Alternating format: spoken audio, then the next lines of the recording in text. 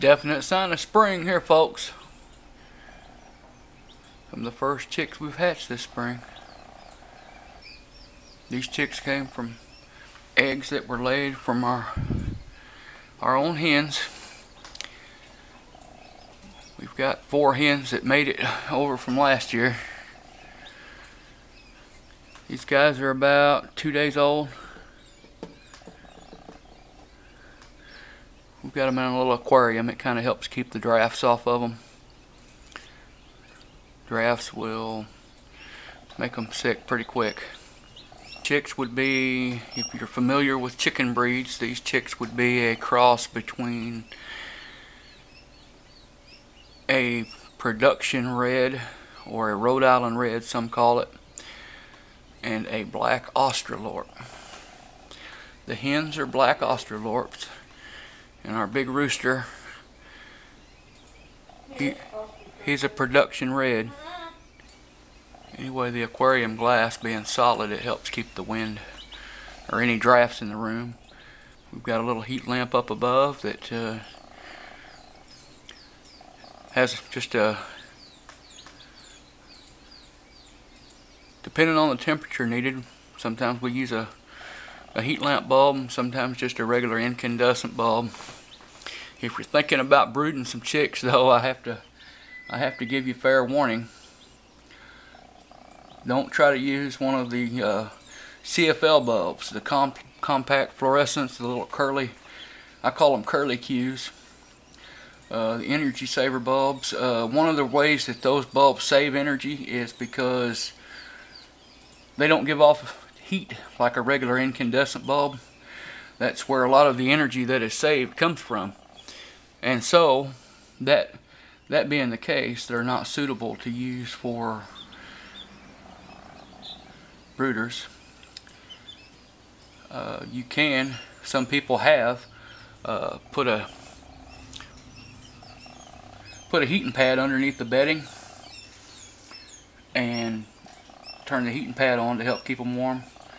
And in a case like that, you don't actually need the heat from the light, so in that case you could use a CFL bulb. This glass is all stained from hard water and what have you.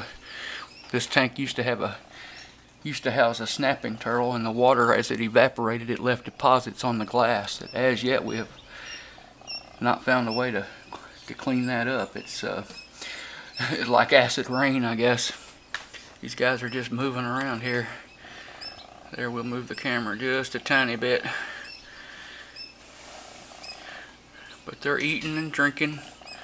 As you can see, since they're already feathering out good on their wings. These guys, you can see that. You can see that they're feathering out good on their wings and what have you, and that's because they're fed feed a lot sooner when you hatch them yourself. That's a fairly high protein feed that they're eating. It's